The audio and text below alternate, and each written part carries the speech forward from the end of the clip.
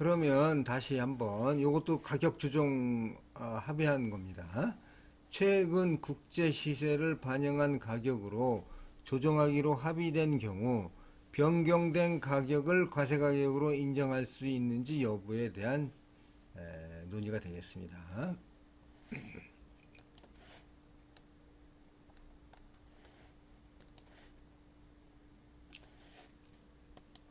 볼까요? 수입물품 공급 계약의 개요입니다. 수입자는 해외 수출자인 C사와 연간 공급 계약을 체결해서 뭘 들어오냐, 니켈 오사이드 파우더를 구매하고 있습니다. 이 어떤 물건을 구매하고 있다. 이걸 어떻게 연간 공급 계약을 체결하고 있습니다. 거래 단가는 수입 물품의 니켈 성분 중량을 기준으로 코테이션 피리어드라고 해서 막 그 어떤 매일매일 가격이 이루어지는 거를 한 달 기준으로 하는 모양입니다. 선적 달의 전달 동안에 니켈 LME는 아마 런던에 있는 시장인 것으로 판단이 됩니다. 아마 런던 메탈 익스체인지라고 제가 알고 있는데 맞을지 모르겠습니다는 런던 평균 가격에서 4.5% 할인된 금액으로 약정을 하고 매 선적건별로 신형장을 개설하고 있습니다. 계약서상 별도의 가격 조정 약관은 없습니다. 자, 그러면 쟁점 물품의 수입 및 가격 변경입니다.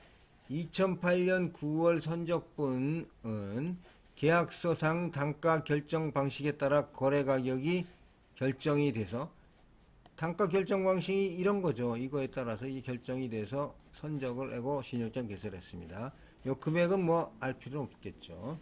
동 물품은 우리나라에 도착하였고 보세구역에 반입이 됐습니다. 그런데 문제는 이게 이제 2008년도에 리먼 브라더스 사태라고 미국의 그 주택 가격이 폭락한 사태가 있습니다. 주택 융자, 20, 30년 주택 융자가에 대한 그 신용도가 추락을 해서 그것을 많이 갖고 있는 그 채권을 많이 갖고 있던 리먼 브라더스라는 회사가 망한 그런 사례가 되겠습니다. 이것은 그러니까 그 주택을 임대를 해주면 거기에 대해서 융자를 하죠. 그 융자를 하면 여기서 이제 상환을 할 거 아니겠습니까? 이 상환을 이거를 채권으로 만들어서 이거를 갖다가 다시 팝니다. 그 파는 것을 점점 많이 레버리지를 늘린 거죠. 그래서 리만 브라더스라는 회사가 이걸 크게 사업을 해서 돈을 많이 벌었습니다만은 이게 전체적으로 이제 주택 가격이 떨어지고 여기에서 미국의 그 미국인들이 이거 상환을 어렵게 되자 이게 다 끊어지는 거죠. 미국의 상환. 그래서 이 회사가 망한 그런 경우가 리먼 브라더스 사태입니다. 2008년 9월 15일에 따른 글로벌 금융위기 여파로 운송기 동안 우리나라도 이 채권을 많이 샀죠. 은행들이, 우리나라 은행들도. 그래서 운송기 동안 비철금속의 런던 거래 시세가 급락하였다. 도착 시점에서 당초 계약 가격으로 수입 물품을 인수하기 어려운 상황이었습니다. 그래서 수입자는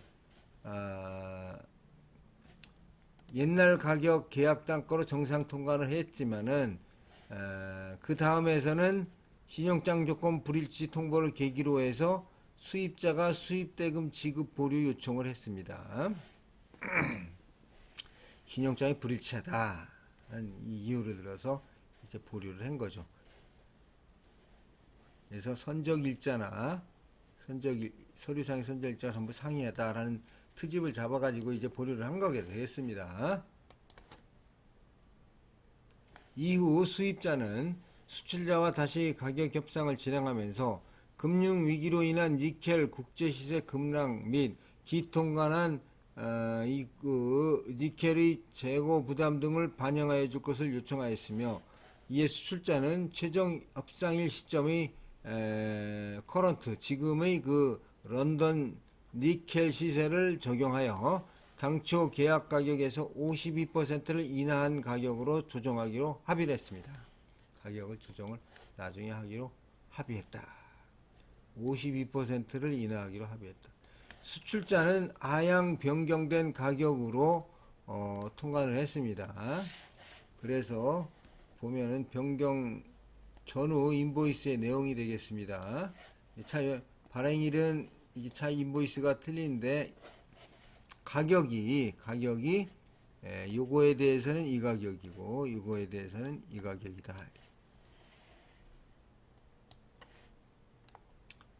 자, 그러면